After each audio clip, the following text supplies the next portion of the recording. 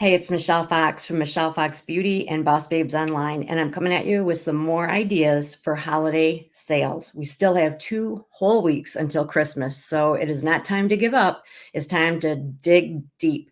We are going to still continue selling right up until Christmas Day, and I'm going to tell you exactly what to do, so stay tuned.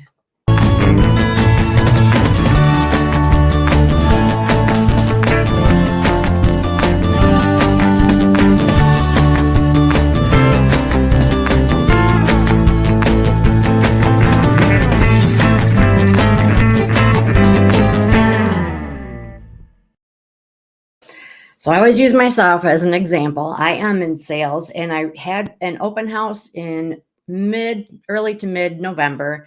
It was fairly successful, but I continued to sell the products that didn't sell at the open house. I've made an album on my private group on Facebook of different gift ideas, things that I had packaged that look particularly nice, that are ready for gift giving. And I have gone live and I've shown the things that are left. I did have Pink Friday. We call it Pink Friday instead of Black Friday, Small Business Saturday, and Cyber Monday specials. I have been in touch with my customers that said they were going to come to the open house that did not come to the open house, but I'm still continuing to sell. And here are some of my ideas. I bought some things that sold really well last year, but did not sell as well yet this year. And so I've been looking at them thinking, okay, how am I going to move them? What else should I do? And I don't always just want to mark things down because it devalues them. It's exactly what you're doing. So something that I came up with was that I always give a free gift with purchase if someone spends $40 or more with me. And typically those cost me anywhere from $1 to $5. Well, the products that I'm talking about that I have extras of are $12 retail, which is $6 my cost. So I thought if someone spends a significant amount with me, $50 to $100, it's not a problem for me to give them a $6 item. So here's my strategy. I am giving the products that I have excess of as a free gift with purchase when someone shops with me. And when I give it to them, I say, this is a free gift for your purchase. I appreciate your support over the holidays. You can keep it for yourself, or it makes a great stocking stuffer, which it does. So the idea is that when they see it, then they have to kind of make a decision like, am I going to keep this for myself or am I going to use it for a stocking stuffer? If they use it for a stocking stuffer and they've got 2 or 3 kids or whatever that it could go for, then they might need to call me back and say, I decided to use that for a stocking stuffer and I'll need a couple more. Or if they think I'm going to use it for a teacher gift, but I've got 3 kids, not one, so I'm going to have to call her back and get a couple more. And then what I do, this is part 2, I go to the album that I created in my private Facebook group. And even though I gave it away, on anything that I sell or give away or anything that's no longer available, I go back into the album and I write sold on it. Sold, gone, no longer available, something like that. And whenever you post or comment on a picture or change a picture, that goes into the feed, the scroll of that group. So the people that are regulars on my group, they are going to see that I marked sold. And so when I have given away several of those and I'm putting sold, sold, sold, sold, plus I am selling some of those things. So again, sold, sold, sold. And then they start to feel like, oh my gosh, wait a minute, I better jump on this because all the stuff is selling out. Because that it is very likely, even probable, that they have thought that they want to shop with you. They want to support you. Why wouldn't they? You've got great ideas. They're at a great price. They love you. They want to support a small business. But people are busy and we tend to do things last minute. And so they're thinking that the things that you have available, they can get it at any time. But when you start marking sold, all of a sudden they think, I need to jump on this or it will be gone. And so sure enough, when I start putting sold on things, I will get a text. I will get an email. I'll get a Facebook message saying, hey, I saw that this is sold out. Do you have any more of this? Or even though this one is sold out, could you make more if I've made like a gift basket or something? So that is a strategy as well.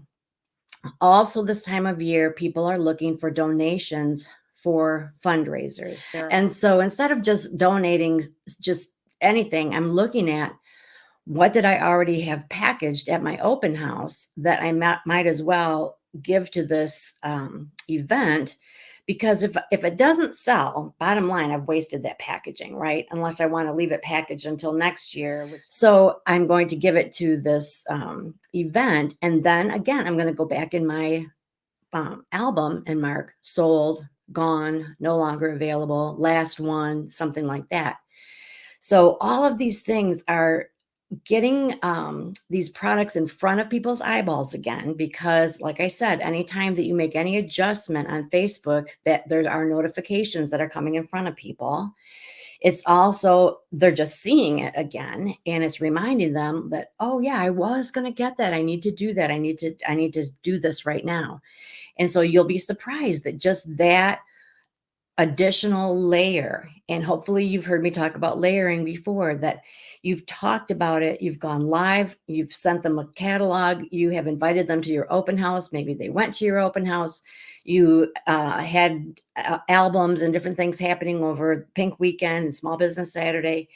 And so they're seeing these products, seeing these products, seeing these products. People rarely buy the very first time they hear about it. It's extremely rare. Okay. So they need to see it and hear it and understand it and see your enthusiasm. They need to know that other people are buying it. And that's when they get excited and make a move. Another thing that I'm going to do is I will create either a sign, like I'll create something in Canva, or possibly an album, but I'll probably make a sign, something visual, pretty. And I'll have last minute $10 stocking stuffers. And the way that I'll choose what goes on that list, I'll just look at my inventory and ask myself, what do I want to get rid of? What am I willing to move for $10? So anything that retails for 10 or 12 or maybe even 14 that I have lots of that I think would make a good stocking stuffer is probably going to go on that list. Something that I have excess of that maybe selling it for $10, I'm just going to break even, but I've had it sitting on my shelf for a year and a half, and I would rather break even than just have it sitting on my shelf until it expires.